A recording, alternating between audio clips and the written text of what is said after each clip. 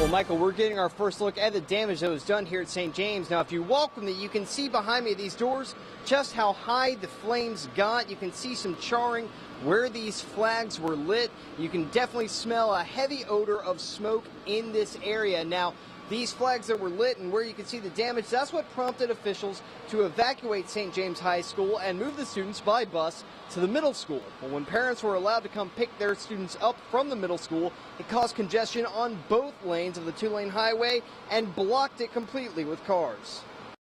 Well, Theo, the 17 bypass in Faro, you've really got a domino effect of things happening, all thanks to one traffic signal pole being down. Now take a look over here at work crews. They're trying to put this signal pole back up. The original pole was knocked down about 4:45 this morning. It in turn shut off all the traffic lights at this intersection. That's why you've got these guys, Myrtle Beach Police, directing traffic on all sides. Now, while they're keeping traffic moving, it's still a general slowdown from what you would normally see at the back gate. Now, because of those work crews in the middle of the intersection, folks can't turn left from either side, and that's causing a huge headache for drivers. If you take a look down here, traffic is moving pretty smoothly, but all day when it gets backed up, I've seen cars realize that they can't turn left here. In fact, you can see one car trying to make a U-turn right now. That would be fine, except you have other intersections here. And while I haven't seen any major accidents today, it has caused a big traffic headache. Now, repair crews, they are on scene, but it's going to take several more hours to get this signal pole up and working and lights working again. That's in part due to the fact that these crews, they had to come down from North Carolina. I'll explain why in a live report at 5 o'clock. Live in Myrtle Beach, Will Whitson, WNBF News. Well, Brennan, there are about 30 seconds left. They just gave the marker, so they are really down to the wire. I'm sure you've been seeing, as we showed it to you live, there is some incredible competition going on. Kobayashi can just step aside.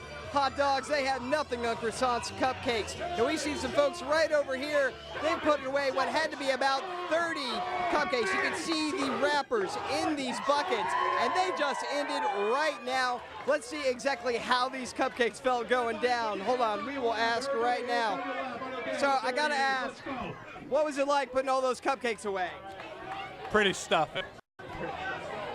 Did you have to put a lot of water down? What's up?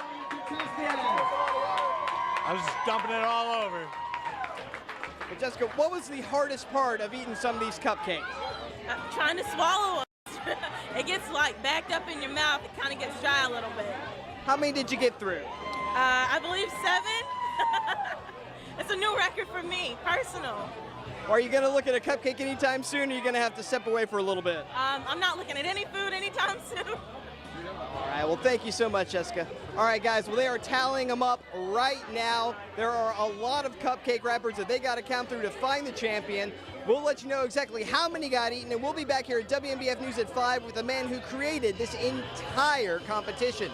Right now, live at Croissants, Will Whitson, WNBF News. All right, thank you, Will. As Sergeant Benton said, underage drinking is so often about opportunity. So why are kids choosing North Myrtle Beach? Well, for starters, you have secluded areas like Cherry Grove, but you also have access to major roads, bars, liquor stores, grocery stores, all places where underage kids can find themselves in a lot of trouble. The buildings along the boardwalk are up to code, but employees working here say they're more afraid of these ashtrays, saying that they see flames coming out of them, and that could be a huge fire risk on our boardwalk. To get a good idea of just how high this water got, take a look at this power pole. You can see the darkened area. That's how high the water rose when it flooded. Now the water's left, but it's what's left behind that's now becoming a problem for folks in Lee's Landing. Well, the rain may have subsided here in Scotland County, but it's still cold, still icy, and the roads are still dangerous. Take a look at this parking lot. You've got a lot of water that has pooled up from this afternoon's freezing rain, and the problem is, since Laurinburg and the rest of Scotland County has had below freezing temperatures all day, that has a lot of potential to become black ice. And also take a look at this WNBF News car. We have ice all over the vehicle. This has happened to cars all over the area, making it very dangerous, and also back roads are going to be very icy, very slick. So if you can, stay on the main roads, and also remember that a winter weather advisory is still in effect. In Laurinburg, Will Whitson, WNBF News. Horry County Police, they arrested Newell around 1 o'clock in the neighborhood Indigo Creek.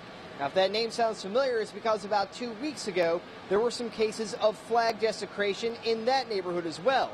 I asked Lieutenant Robert Kegler with Horry County Police if there is a possible connection between the two. Says right now it's too soon to say, but Horry County Police, they are investigating if there is any connection. Live in Merle's Inland, Will Whitson, WMBF News.